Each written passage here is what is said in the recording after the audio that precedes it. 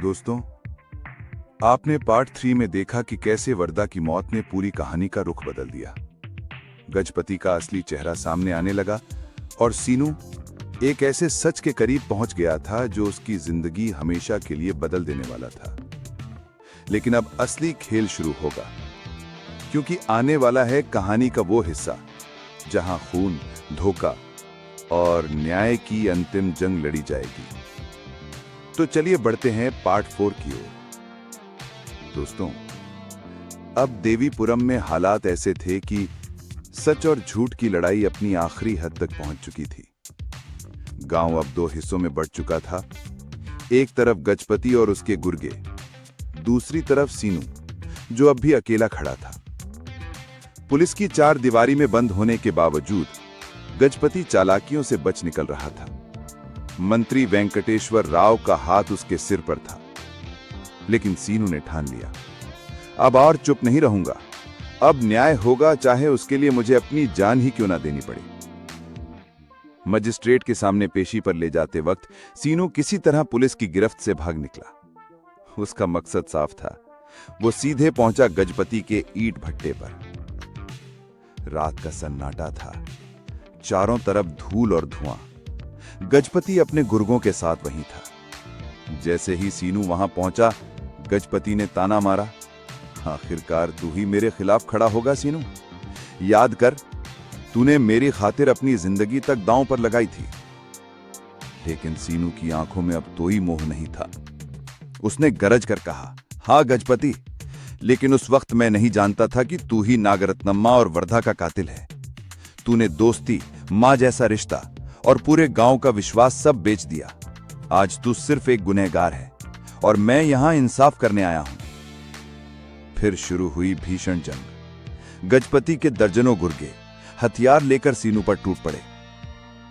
लेकिन दोस्तों, सीनू अकेला था, फिर भी अडिग था। उसने एक एक करके सबको धूल चटा दी। खून, ईंट और चीखों से भट्टा गूंज उठा। गजपति भी आगे बढ़ा। उसकी और सीनू के बीच ऐसी मारकाट हुई कि गांव के लोग दूर से ही कांप उठे। गजपति ने सीनू को बेरहमी से पीटा। उसका शरीर लहूलुहान हो गया। लेकिन दोस्तों, जब जब सीनू गिरा, उसे वर्दा की मुस्कुराती तस्वीर याद आई, नागरत्नम्मा की ममता भरी आंखें याद आईं, और वो फिर खड़ा हो गया। लड़ाई के आखिर में सीनू ने गजपति को जमीन पर गिरा दिया। गजपति बुरी तरह घायल पड़ा था।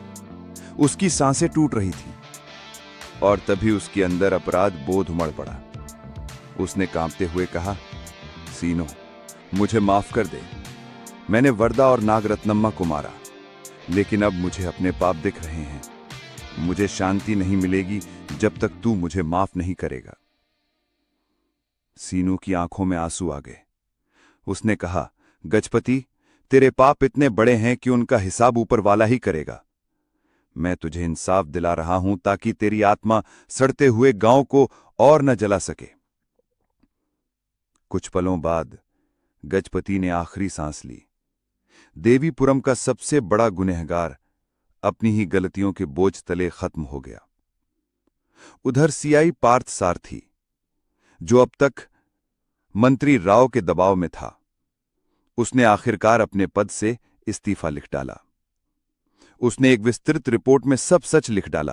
कैसे गजपति ने मंदिर के आभूषणों की जगह नकली गहने रखवाए, कैसे नागरत्नम्मा को जहर दिया गया, कैसे वर्दा को मार गिराया गया और कैसे मंत्री वेंकटेश्वर राव ने पूरी जमीन हड़पने की योजना बनाई। उस रिपोर्ट ने पूरे केस को साफ कर दिया। लेकिन दोस्तों, कहानी यहीं खत्म नहीं हुई थी। सबसे बड़ा अपराधी अभी जिंदा था, वेदरुपल्ली वेंकटेश्वर राव। उसने सोचा, अगर सीनू को दोषी ठहराया जाए तो हम सब बच जाएंगे। लेकिन किस्मत को कुछ और ही मंजूर था। सीनू सीधा उसके पास पहुंचा। उसकी आंखों में वर्दा और नागरत्नम्मा की तस्वीर थी। उसने मंत्री को कहा, तेरा खेल यहीं खत्म होता है। आज तू धर्म के नाम पर, मंदिर की जमीन के नाम पर, गांव वालों की आत्मा के नाम पर सजा पाएगा। और दोस्तों, सीनू ने उसी पल मंत्री को मौत के घाट उतार दिया। वो मौत सिर्फ बदला नहीं थी, बल्कि इंसाफ थी। कहानी का अंत यही हुआ।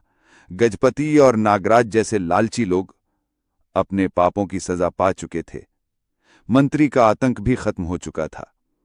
गांव वालों ने सीनू को धर्म का रक्षक माना और वो वापस मिला अपनी प्रेमिका वेनेला से।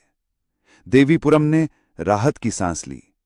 मंदिर की जमीन और सम्मान बच गए। दोस्तों, ये कहानी हमें सिखाती है कि लालच कितना भी बड़ा क्यों ना हो, सत्ता और दौलत चाहे कितनी भी ताकतवर क्यों ना लगे, सच और इंसाफ के आगे झुकना ही पड़ता है। कभी कभी हमें अपनों से ही धोखा मिलता है, लेकिन याद रखिए, ईश्वर देर जरूर करता है, अंधेर नहीं। सच की जीत होकर ही रहती।